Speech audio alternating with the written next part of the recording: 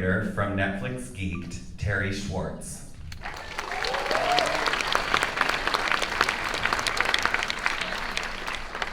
There we go. What an experience getting to watch a Netflix movie in a theater, am I right? Oh yeah. Yes. And what an awesome one too. You guys got such a cool sneak peek. Not just people from gosh, but everyone. No. There we go.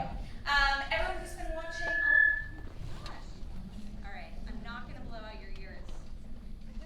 How are we doing? Maybe. Coming back. Can you hear me? But everyone who's been watching across the country as well in Cinemark theaters, so very exciting. You are not here to see me. You are here for our very special guests who are joining me for this awesome early Q&A before the Adam Project comes out this Friday. So without further ado, help me welcome to the stage Walker Scobell, our new star of the movie. Walker.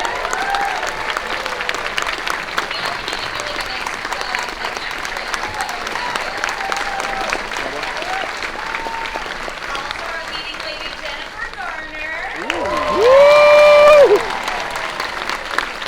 And of course, last but not least, Ryan Reynolds. I saw people going for that. You're in the center, yeah. Hey, everybody. Hello. Oh, wow. Weren't they great, my voice? Oh yeah. Mom, you're embarrassing. Now, I've seen this movie a couple of times now, but it has been such a treat to get to see it on the big screen. It's pretty cool. You've seen it a couple of times now in the theaters, though, at this point. A couple hundred times. Oh, just a couple hundred. Yes, yeah, I definitely have.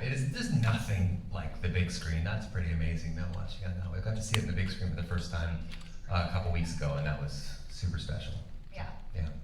Now, as I said, this is an early screening of The Adam Project, which comes out on Netflix and in select Cinemark theaters around the country this Friday. But Ryan, this is the second time you've worked with director Sean Levy, the first time being Free Guy, which came out last year. Which Terry's in as well.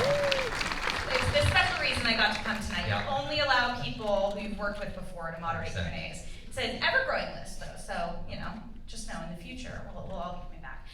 But no, I'm curious, talk to me a little bit about why you and Sean decided this is the project you wanted to be your second collaboration. I heard you settled on it while you were making Free Guy, what Sean called your middle-aged bromance you two have developed moving forward. Yeah, we are the human personification of dude rock at this point. I was working on Free Guy with Sean, and one of the things one of the characteristics about Sean that I just find very unique is that he's like, I wish I'd met him earlier in my life, sort of like a genuine work marriage. And there's something about it, he makes me better at what I do, and I like to think that I push him in ways that he's not necessarily comfortable in. And we both really love 80s Amblin, E.T., Back to the Future, that kind of Spielbergian, spectacle-driven wish fulfillment that can still be about something really emotional. So we were looking for something in that world. Specifically, we were looking for something that dealt with fathers and sons.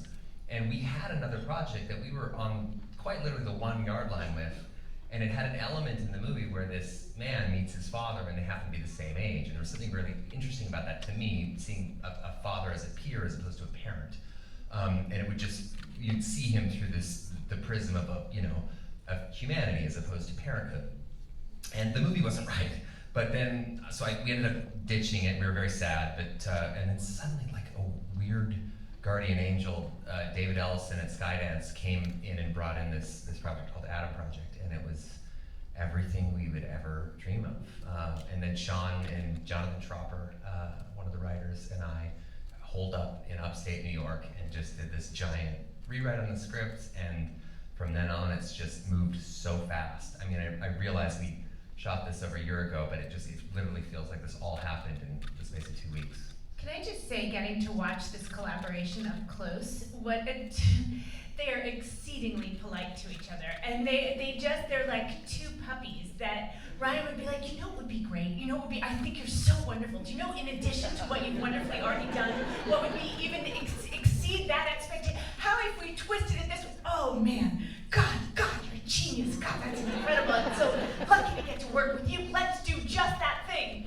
And there's a bit of that goes back and forth, and it's highly entertaining, but also incredibly effective. We'll cut to the edit room where it's like, you shut your stupid Canadian mouth. We're gonna do it this way. We're gonna get the hell out. I didn't see that part. No, Okay? God, it went there. We disagree well. It's like conflict resolution is like the bedrock of all good relationships, I think. You know. Well, I was gonna say that was like the best Sean Levy impression I think really I've was. ever It seen. really was. I don't know if you guys have seen an interview with Sean before, but that was on the money. Yeah. You caught the bird-like movements as well. That really nailed Sean. Well, that's so interesting, though, that your previous project you were talking about doing with him had that instance of a father and a son meeting at the same age, which of course we see in the third act of this movie, but you layered in the brilliant opportunity to get to meet your 12-year-old self and cast in his first role ever, which is like blowing my mind, the perfect young Ryan Reynolds in Walker. No pressure, right? So, Walker, tell me a little bit about how you got to this part, because from what I understand, it's a bit of kismet. You were like already the biggest Ryan Reynolds fans. I've seen the cutest photos that your dad has shared with us of like you as Green Lantern and Deadpool and Guy last year for Halloween, and you have you had a little bit of a talent that they discovered in the audition process. If you want to talk a little bit about that superpower. Yeah, I can recite every word of Deadpool too. I would do it, but my grandma's watching me. Don't do that right now, please. There might be Especially the beginning, middle, and end part. there might be video evidence on Ryan Reynolds' Instagram though. If anyone wants Yes, to. there is. He's on my Instagram doing, I did end up blow darting him and stopping him midway through before it got too heavy. But yeah. But Walker, talk to me a little bit about like the experience of getting to come to this movie and meet Ryan, but also like personify him and get to play that role of young Adam and create that character together. Well, it was really weird to like see Ryan and Jen and Mark and Zoe like in person, because I'm so used to seeing them on TV and stuff that like seeing them in front of me was just, I don't know, it didn't really feel real. It's still not. This is VR, actually. I feel like we've talked about the Deadpool 2 beat enough, but I want to know how many lines of 13 going on 30 you know by heart. That's the soon. That'll be that project too, right?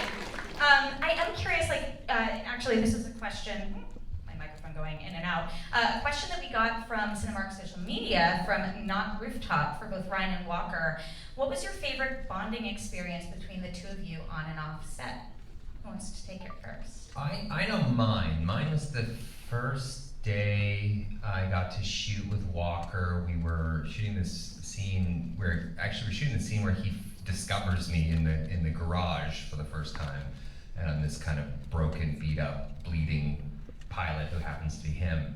But I remember his tooth came out that day, and the producer in me was like, "Oh shit! Like, we need a dentist." I realized as a kid, and you don't put those ones back in, or there's a meth problem. Child actor, so let's see how this goes. But it turns out it was like your molar, right? It was your back, yeah. So we were totally fine. I don't think you lost one more tooth in the making of the movie, but not anywhere in the front, in the grill. We were getting ready to fit him for an actual grill, but it wasn't even a grill. It was just teeth.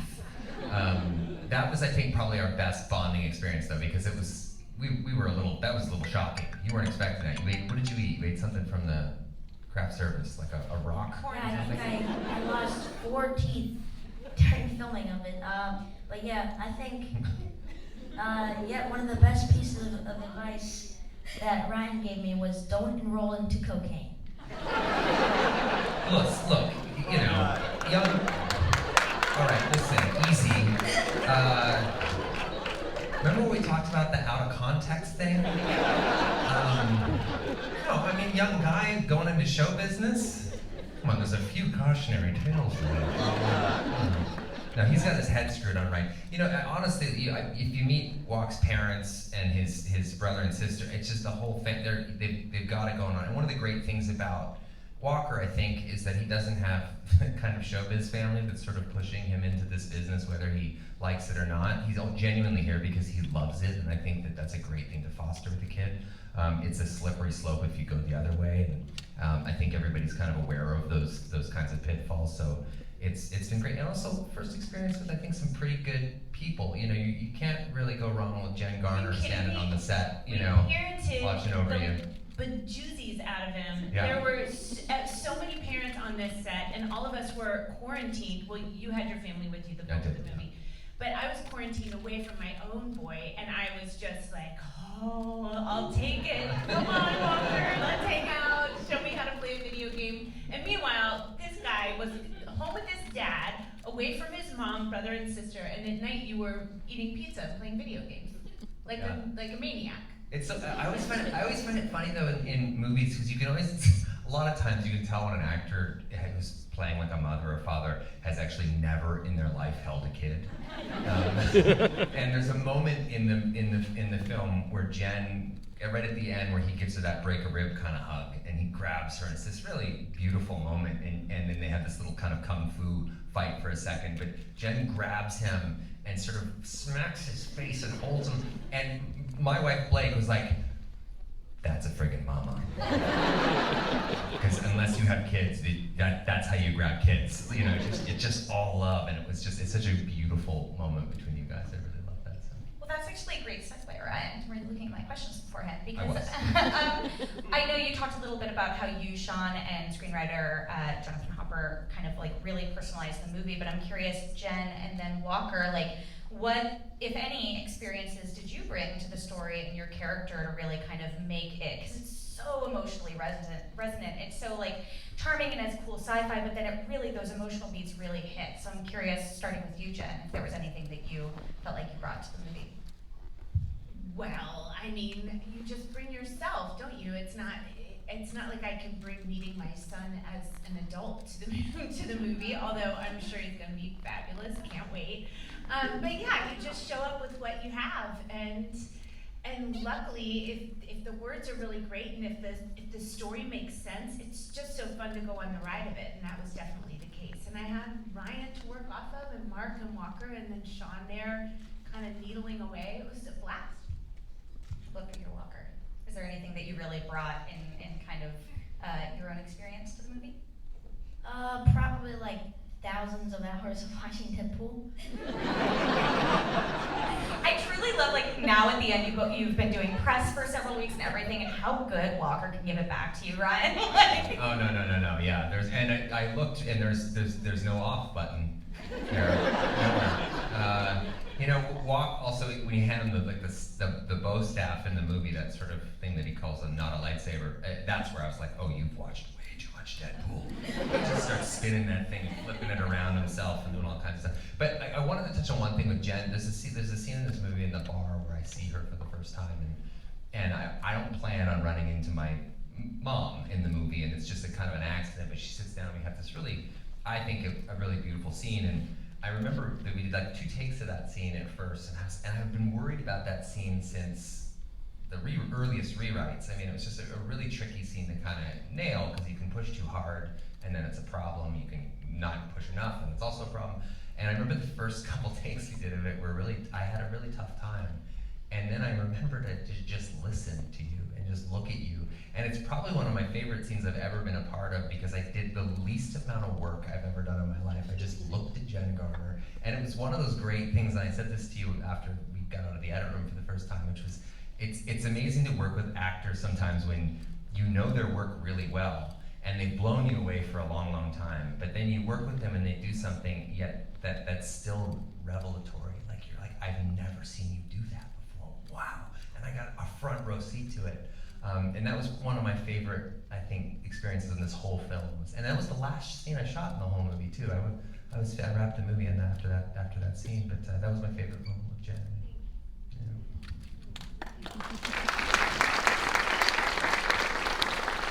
I love that scene so much, and it's interesting hearing you say that too, because it is true, like the moment Adam has the scene with his mother and this kind of like time he wouldn't have expected to have back, you do see you kind of sit there and you're like, I need to be present in this moment and in that conversation. You're both just so in it as she kind of realizes, oh, this isn't just like a random guy hitting on me at a bar, it's like someone actually offering something really insightful to me, and so that's so cool to hear that.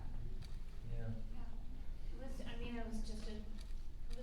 That that was just a really special day. It was special that it was Ryan's last day and it was my first, and the crew in Vancouver just loves Ryan and Sean so much that, you know, they're their guys. And so it was, and I love that crew. I've worked with them a ton, so all around felt really great. And Sean, I was so emotional going in because there's so much there. There's nothing like a mom and a son. There isn't anything like it. And so yeah, it was so incredibly emotional, and it was like, okay, all right, you got rid of that a little bit. Dial it back and now be a normal person. But I have a question. Did you guys laugh at the top of the scene? No? Because we had a weird experience where... Well, yeah, we were with one that just thought that was the funniest friggin' scene they'd ever seen. I was like, oh, wow. But that's what I love about seeing a movie with an audience. Like, each one's totally unique and different. Okay, but was it like laughing so you don't cry? Laughter because I've been there. Before they Just at the very beginning, they were like, oh no, is this gonna be like Leah Thompson and Michael J. Fox in Back to the Future? Is he gonna kiss his mom? You're like, that's not the Back to the Future vibe you were going for. Not that one. Other ones, yes, not that one. No. I did want to talk a little bit about the Amblin influences, which you talked about at the top, right? You noticed them? Just, you know, it was...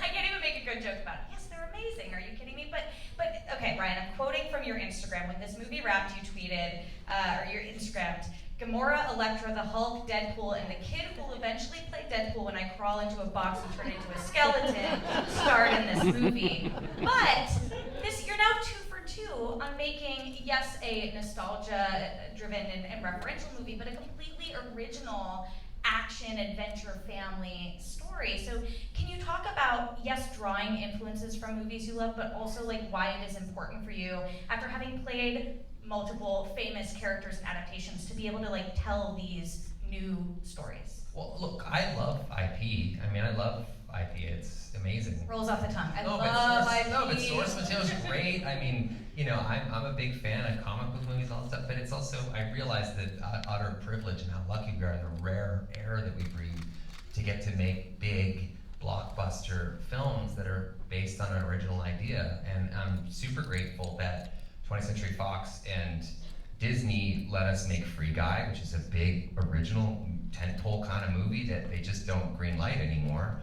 And then follow that up immediately with this, which is, you know, certainly a little bit smaller in scale than Free Guy, but I think no less impactful. And I realize that that's just a rarity these days. It just doesn't happen that often. And I just, you know, the more legacy studios and the more streamers that embrace, you know, original storytelling is the better. I mean, I think it's just so important that we create new IPs and new stories to tell, and we nurture and foster that, because otherwise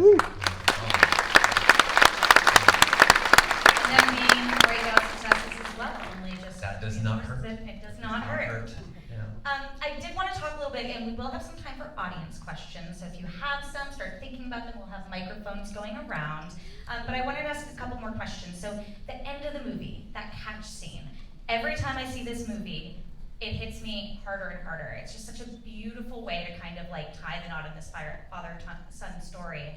And so I'm curious, where did it come from? Like, of all the ways to kind of have these characters say goodbye to each other and the Adams kind of go back to their timeline, does anyone know the backstory behind where that sequence came from? It came from one of the earliest rewrites with Jonathan Tropper and Sean and myself, and it's there's a bunch of things in there that are picked from each of our lives. You know, boys always come back for their mamas is a line I say to Jen in the bar, and that scene is largely constructed around my relationship and my brother's relationship with my mom when my father passed away. You know, she was shocked because we had a, I'll say, complicated childhood with our father. He was a difficult guy. He was not an easy guy to be around, but you know, we all kind of fled. And when he died, we all came back for our mom. And you know, my mom was sort of shocked at the time. She's like, well, why are you all here? And I said, well, boys, they come back for their mamas, and that's why we're here. And it was just, these little things that sort of, you know, they might seem like a small thing, but they tie the whole thing together. They catch with their dad. This is all based on, very much on my own experience with my father. I had all kinds of stories I had about this man as I became an adult that, you know, were that they were stories. And one day I asked myself, is that true? was my dad this? Was he distant? Was he broken? Was he all of those things? And some of those answers are yes, but he was also there. You know, he was the guy that would step out and play ball with me every day. Like, if I asked him to play catch, no question, no matter what was going on, he'd drop whatever he was doing, and he would head outside and we'd throw that ball around. Even if we weren't speaking, he would still throw that ball with me. So those are little things that are just kind of drawn from real experiences, and you know, and I just love that we really tackled this idea, and I think a lot of parents who are probably sitting in this audience can understand this, is that, you know, it's very easy to cast the superhero, and it's very easy to cast the supervillain, and I really believe that somewhere in the middle is the parent. And it's just plain as day. I mean, you know, just yesterday, my daughter and I, it almost ended in a messy stabbing death for me. She wanted me dead, and she's 2.5.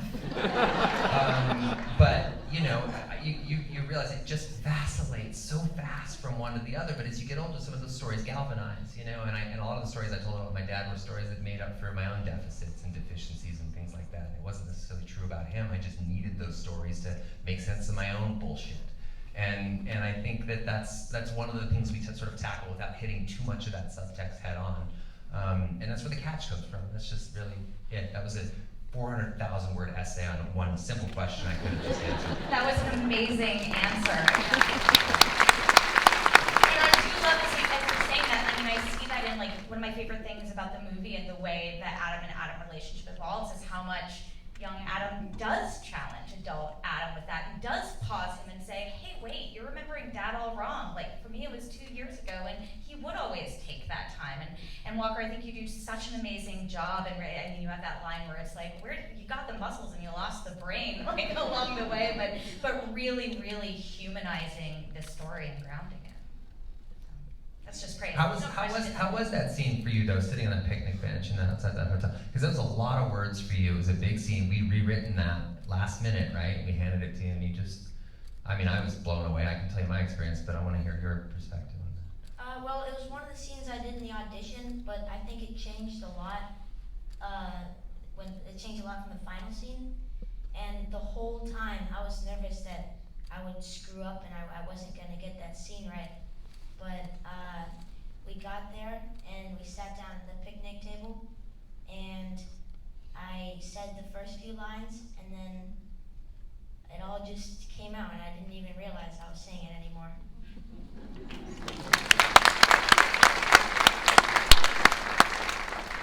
That's amazing. That scene is awesome. All right, on that emotional note, now it's time for some audience questions. Am I right? Do we have I cannot see. There's one. Anything. I see right one. There in should front be of a you. microphone coming to you. Sing it out, honey. Go ahead. Oh, we want to have everyone say it into the microphone so everyone watching in other Cinemarks can watch as well. Oh, there Whoever. are other people with There. Where are we? There are Oh, hi everyone. I didn't know. there are people watching all over the country, including hilariously my mom, brother, and brother's girlfriend. Where I was like, "Hey, here's this funny press release. I'm moderating a Q&A," and they were like, they didn't respond, and they were like, "Oh, we bought tickets." Yeah, We'll there's like a be whole there. bunch of cities watching at the same time. Yeah. Jen has a whole routine she does where she starts to take shots at Detroit. I would just stick to this one. There are a bunch of questions in the middle, but I see this gentleman with the white shirt right in the center, which doesn't make it easy for you, Chrissy, but it's coming your way. Gentleman in the white shirt, if you want to keep. There we go. All right, nailed it. What's your question? So, like, to the theme of the movie, how would you guys, like, react both inside and out to meeting either your future selves or your younger selves? Walker, let's start with you. What would it be like meeting your future self? Well, I really hope I'm ripped. You're gonna grow up into Ryan Reynolds. It's gonna work out pretty well for you. Not gonna end well. How about you, Jen? What would your advice to your younger or older self be? Well, I hope I'm ripped too, but Great news for you. Have you seen Alias? my older self, I'd just be taking notes. Just what do I need to pay attention to? What am I building toward?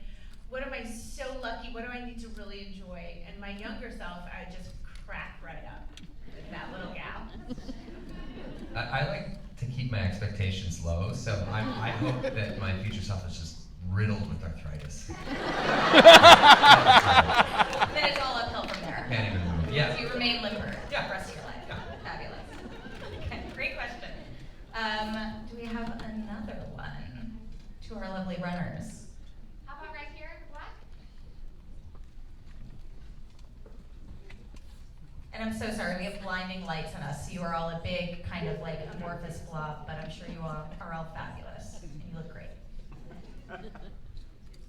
This is a question for Ryan Reynolds. What is your favorite? You can just go with Ryan. What was your favorite movie to be in? What was my favorite movie to do? To be in? Yeah. Oh, man. Yeah. So many wrong answers. Every single studio is also watching. We're broadcasting right there too. Don't you fucking say it, man. Don't you feel like two guys, a girl, and a pizza place? Yeah, That's my really where you sitcom was pretty great. That was one of the best jobs I ever had in my life. It really was one of the best jobs I ever had. They shouldn't even call that work. You think you work like 4 hours a day. You have 3 weeks on, 1 week off. But I'd say for a movie, you know, Deadpool's always gonna have a special place in my heart because it took 10 years to kind of roll that rock up the hill, and all sorts of crazy stuff happened to get it made. So that's a big one. And then, but Free Guy and Adam Project, they're neck and neck. Like those are just two of the best and most beautiful working relationships I've ever had with Sean Levy, who is not just one of my closest, not only one of my closest friends, but I just think he's a genius. So. What might tip one of those movies over for you?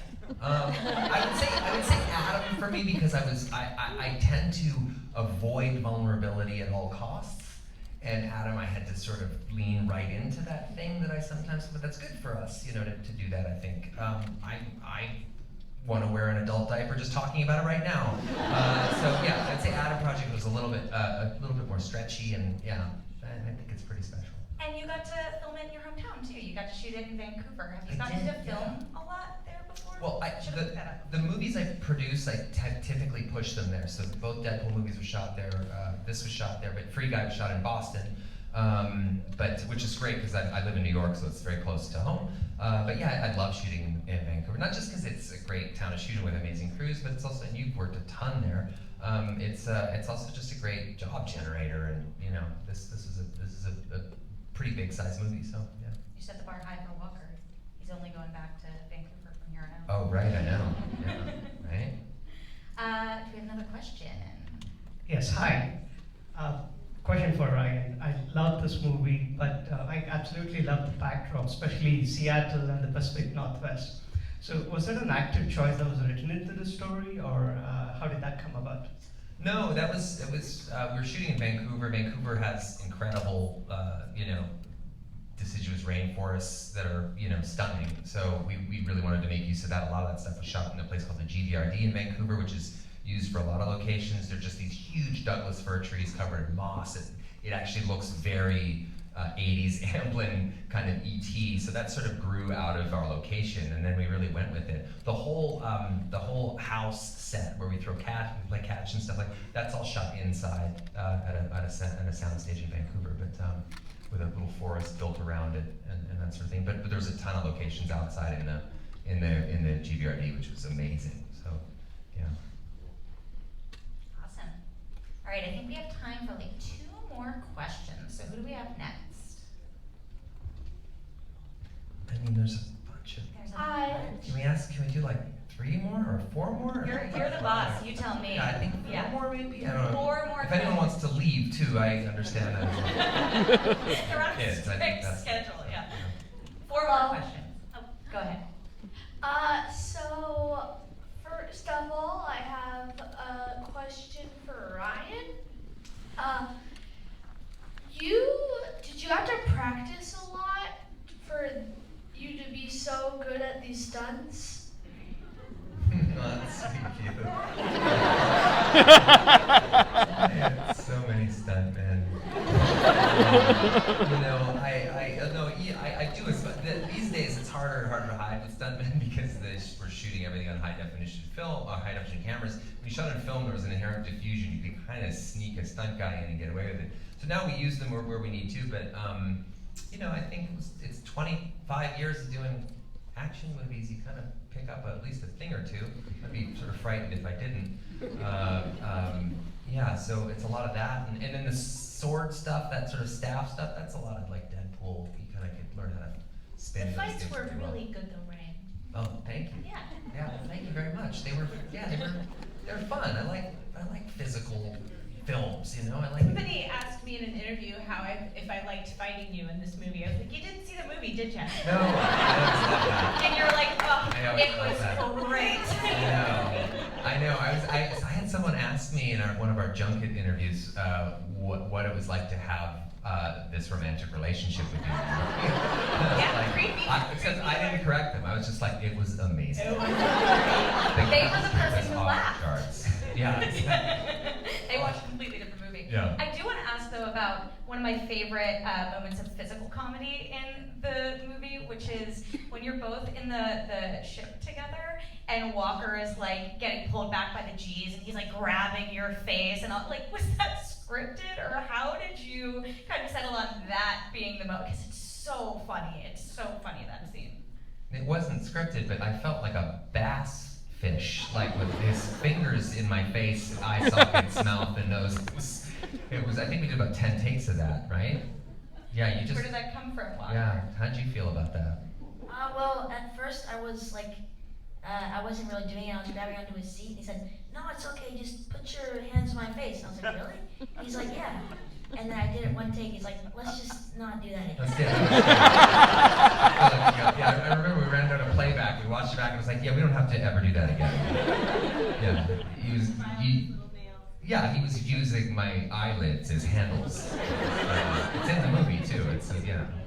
It's in the trailer. It's in like every marketing. Yeah. It's amazing. Yeah.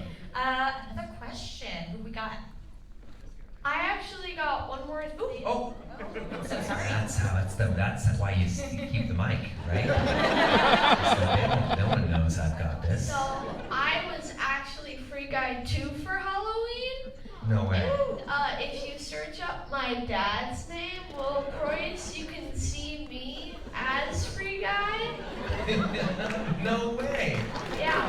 What is your dad's social security number? That is one of your I like this sass. You're gonna be just fine. You're gonna be just fine. Ryan, did you realize when you were making that movie that you were making the easiest and best Halloween costume for the rest of time? It's the best. I did not, but you know who did? Blake Lively. No, seriously, she was like, listen, whatever you do, just make it like Halloween. Think of Halloween. If you make a costume that people dress up for Halloween, you've done something right. And I'm like, you're right. Which is sort of the reason why I kind of stay in the same thing for the whole movie and become Blue Shirt Guy. That was sort of a late addition. Even the name Blue Shirt Guy is just because of the wardrobe. Yeah, it's a smart note. I love it. Yeah, We've got a very really smart idea. jacket in this one. I'm just saying. Yeah. Okay. All right, another question. So, I already got the mic. So, Ryan, I know you must hear this a lot, but I'm a really big fan. I mean, I didn't memorize all of Deadpool 2, but I'm pretty close, just like 2 or 3 more times watching it. And, but I have a question for you. Just watching this movie and the "is this a multiverse" scene made me think of something I saw a while ago. So I was watching a video, and one of the comments said they should make a movie where all of the characters you've played meet up, and it's like an into the Ryan Reynolds verse type thing. My question is, if that were pitched to you, would you do that? Honestly, that sounds like pure unadulterated hell. Not for me. I can't think of anything worse. I can't think of anything more expensive. Also anything worse, which is just a terrible combination. It's not just terrible, but it's expensive, Mr. Reynolds. No, that's such a sweet idea, but honestly, it's horrible. Never think of it again. Never speak of it again. I won't. Okay, thank you so much. All I can picture is who are the the Avengers of the Ryan Reynolds multiverse. Right. Yeah. No. Stop it. Yeah. Sorry. Great question. Who do we have next? For Ryan, in the scene where you were kissing the girl, was that real?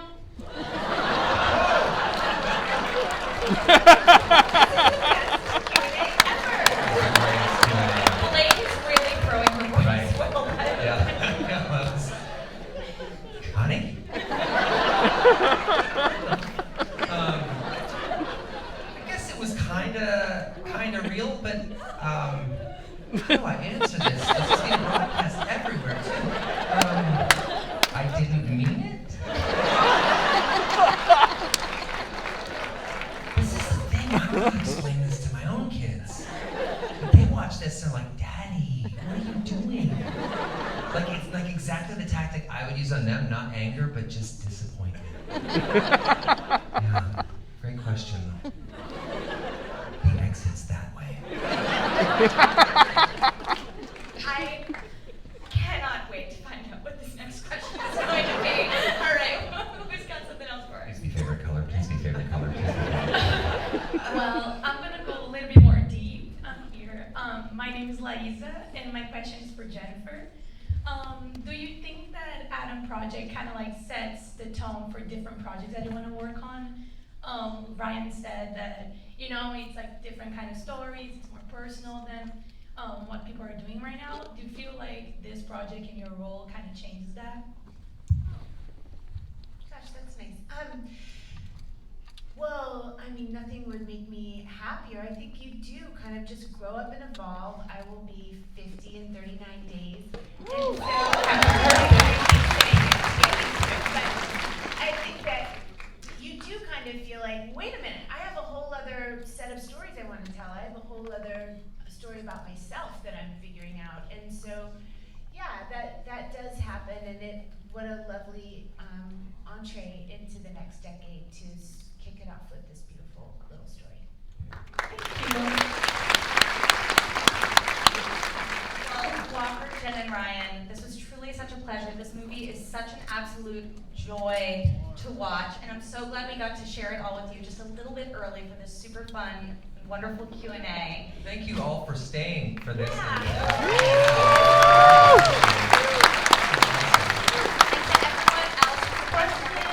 Question, please. I didn't get to ask my Oh.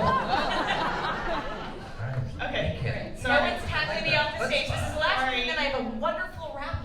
My goodness. Okay.